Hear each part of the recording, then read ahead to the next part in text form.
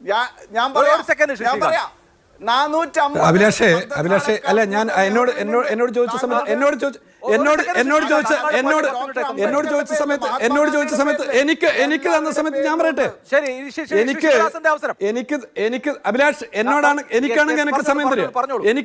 എനിക്ക് അവസരമാണെങ്കിൽ ഞാൻ പറയുന്നത് BJP പ്രതിനിധിയുടെ അസംബന്ധങ്ങൾക്കൊന്നും ഞാൻ മറുപടി അറിയുന്നില്ല. പക്ഷേ ഒന്ന് ഓർമ്മപ്പെടുത്തുന്നത്, 2014 ഡോളറിന്റെ വില എത്രയായിരുന്നു?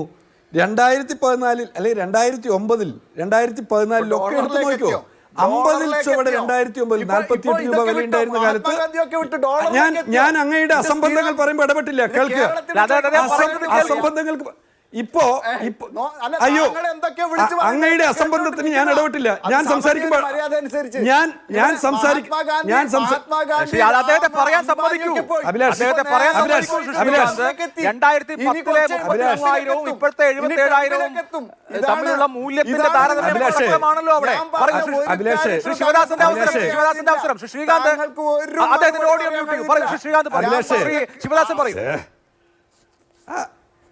അല്ല അഭിലാഷ് അസംബന്ധങ്ങൾ പറയുമ്പോൾ ഞാൻ കേട്ടിരുന്നു.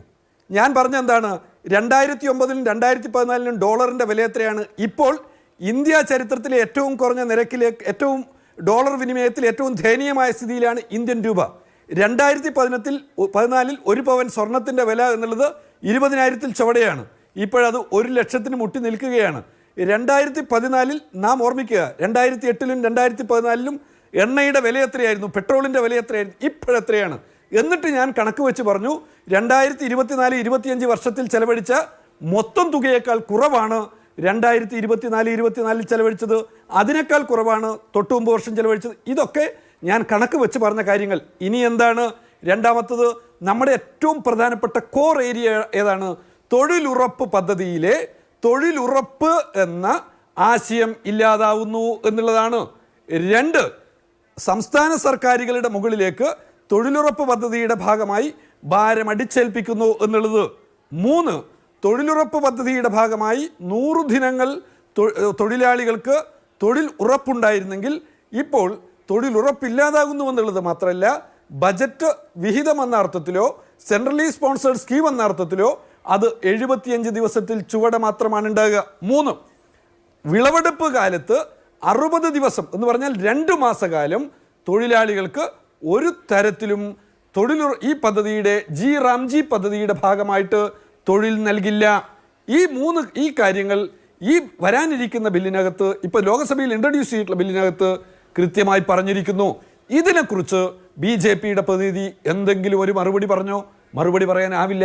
കാരണം വസ്തുതകൾ അത്രമേൽ മുഴച്ചു നിൽക്കുന്നതാണ്. അത് എത്രമേൽ പറഞ്ഞാലും അവർക്ക് തള്ളിക്കളയാൻ പറ്റാത്തതാണ്. അതുകൊണ്ടാണ് അവർ വിഷയത്തിൽ നിന്ന് മാറി സംസാരിക്കാനും ഇൻസ്റ്റിറ്റ്യൂട്ടുകളുടെ എണ്ണം എടുക്കാനും മറ്റുമൊക്കെ ആയിട്ട് കണഞ്ഞ് പരിശ്രമിക്കുന്നത്. ഇവിടെ കൃത്യമാണ്, ഈ പദ്ധതിയെ അവർക്ക് കൊല്ലണം. അതിനുവേണ്ടി ആസൂത്രണം ചെയ്യപ്പെട്ട കാര്യങ്ങളാണ്.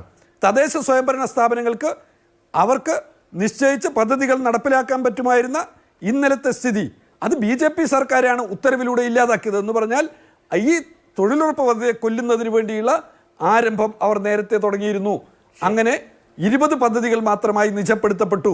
അങ്ങനെ നിജപ്പെടുത്തപ്പെട്ടപ്പോൾ നമ്മുടെ നാട്ടിലെ പല പ്രൊജക്റ്റുകളും മുടങ്ങി.